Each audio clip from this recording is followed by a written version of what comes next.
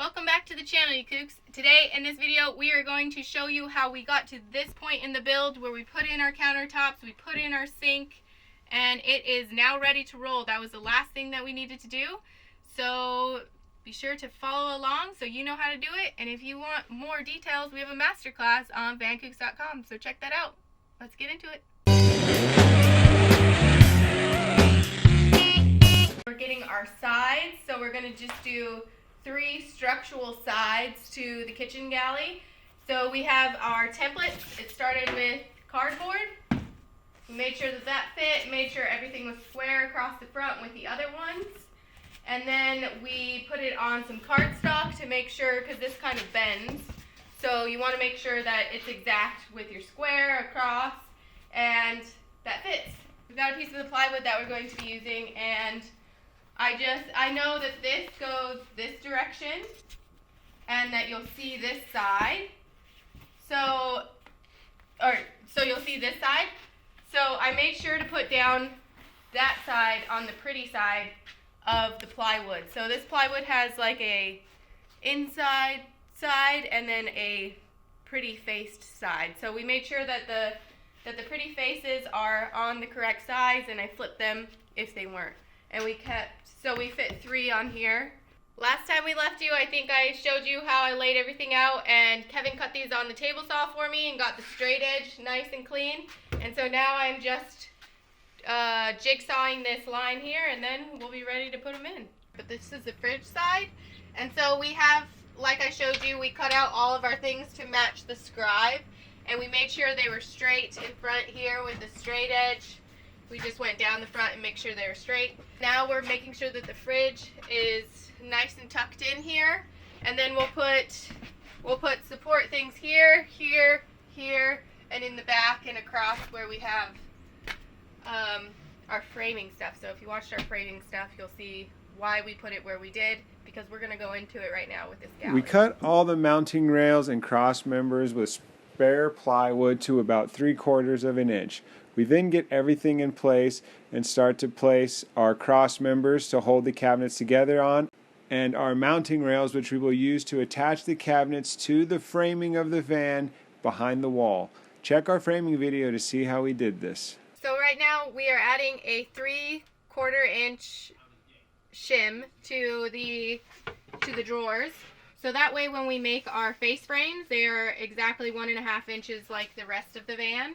So we're just keeping it consistent when we do that, and these will hold up our drawers, and we're going to get started. We are installing our drawer sliders now, and I'm using these 1/4 inch quick screws, these little guys. And basically I just want to show, before we put the shims on, I kind of have a clip here, you can see what those look like. And then when you're installing into your van, make sure you put the screw here on this hole, so therefore you have some give on your drawer if it's not square. This will make life much easier. So we're going to go in 1, 2, 3, and 4, and we're going to put those on. So now we're working on the kitchen galley, and the first steps to a successful van project is to start with cardboard. And I've cut these cardboard squares out, and we are going to scribe our lines and make templates. We've already made 1 template, and once we have a successful cardboard template, we trace it onto this harder piece of ram board, and this gives us a good idea of what it looks like in a more rigid piece, because the cardboard's kind of flimsy. And this will just go here, and we're just kind of working on how this kitchen will lay out. So we always start with cardboard, and then we draw our sides, we scribe our sides, and we'll show you how we do that. And then we will transfer to the ram board, and then we will do it to the plywood, and then we'll start framing it out. Okay, so I got that template cut. I'm actually really happy with the results. It looks great. So you just see I get the cardboard and I draw it, and then I put it on here and I sand it, jigsaw it, and it's looking really good. So once I have 2 templates that I'm happy with, I will trace them onto my hardwood here. I have a nice piece of birch. This is just shot birch from the local hardwood store. And I'm just going to place these on here and trace them and make two nice templates. Okay, I got my two pieces cut and I'm really happy with the outcome. They look great. If I show you here on the side of the wall, you'll see they're very tight and flush. There's going to be one more plywood piece here to make like for the kitchen sink. And this is just going to kind of hold the toilet and maybe a few drawers. And it looks really nice.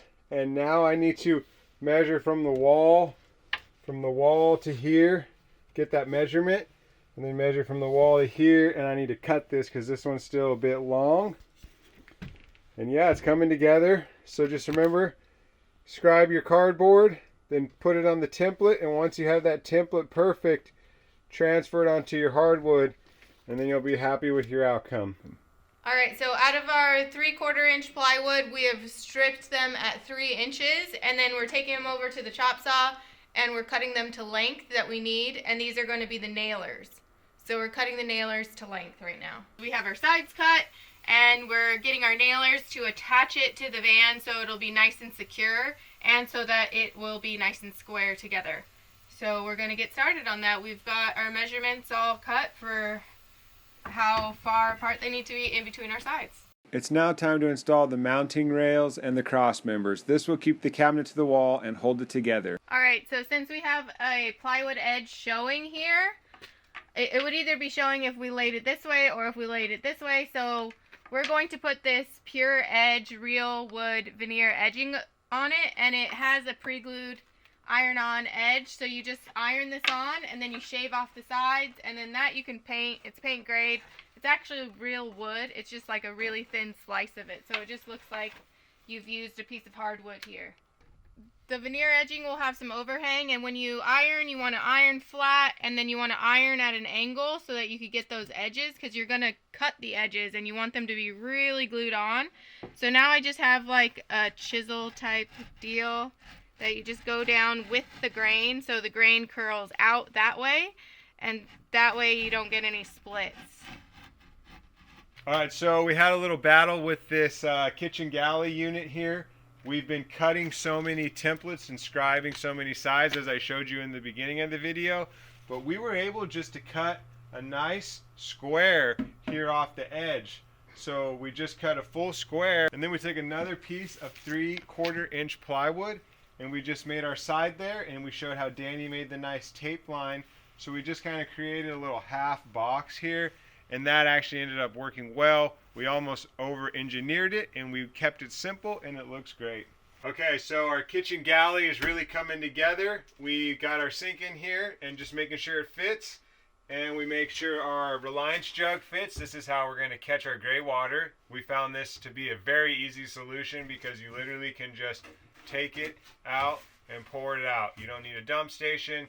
You can just go to dump it in a toilet, or you can water some plants out in nature, as long as you're using the good biodegradable soap that's safe for the environment. We like camp suds, and that's a great thing. So that fits in there, and we're going to keep working. We got to make face frames, and we got to put a drawer in here.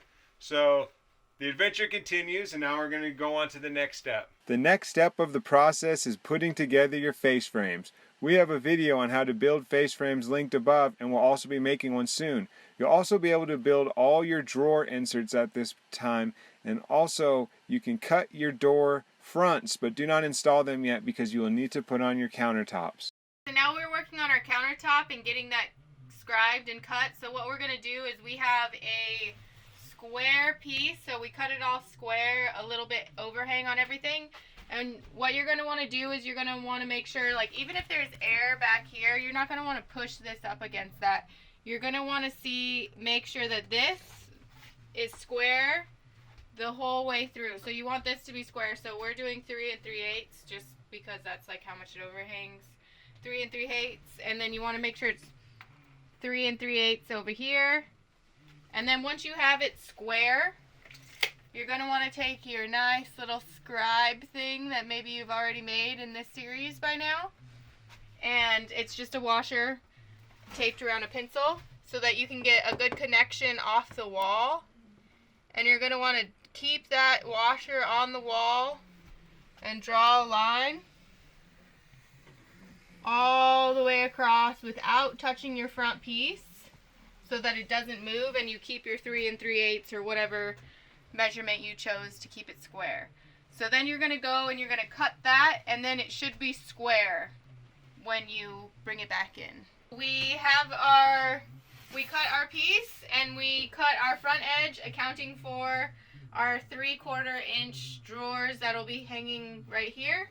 And we're going to have it just hang a little bit over because this is going to be the squeeze point that you walk through, so you don't want it hanging over too much. We made our scribes, and now we're going to transfer these to the countertop, and you really want to do this step because the countertops are pretty expensive, and you want to make sure that you do have a clean cut before you start chopping into that countertop. So let's do it. These are the templates that we created in the van for the countertops, and now we're just laying it onto the countertop so we can cut it. And this is a massive cross cut that we're not comfortable with on the table saw, so we are going to show you a way to use like a guide with your skill saw to go across, so you guys will get that little skill as well. And so we're just going to trace the line and then cut it with the skill saw.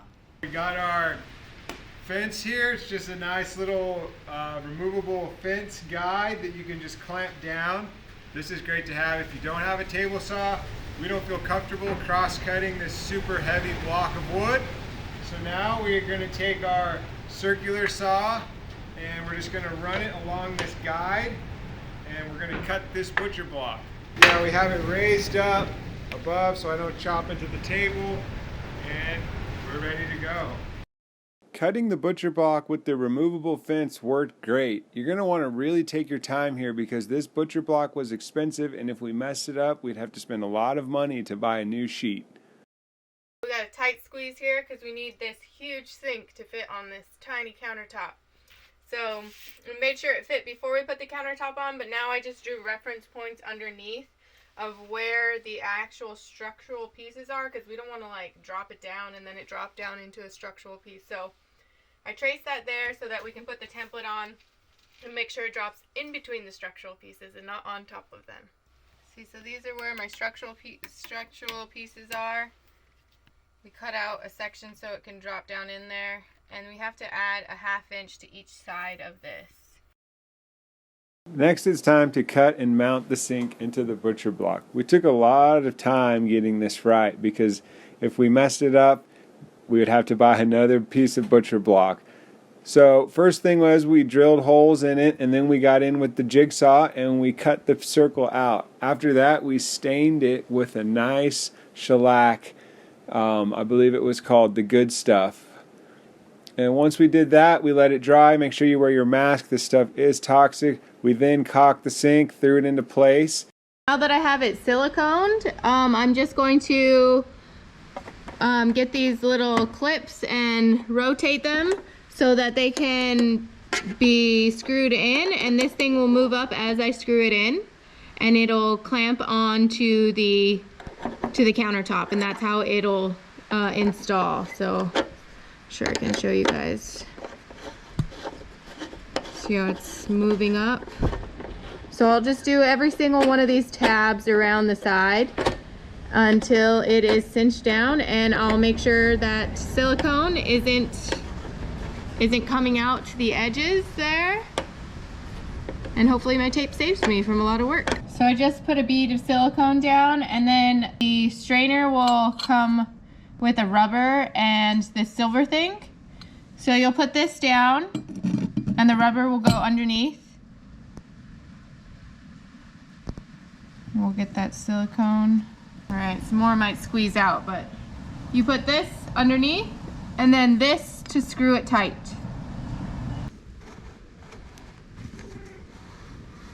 When you're installing your sink, have it completely installed to your countertop and everything done underneath, because it's such a small space in a van that getting up and under there, you'll need a massage after it. So just make your life easy and do it first. The sink and the countertop is in place. It's looking really nice in here, you guys. We're really stoked with the outcome of this whole van.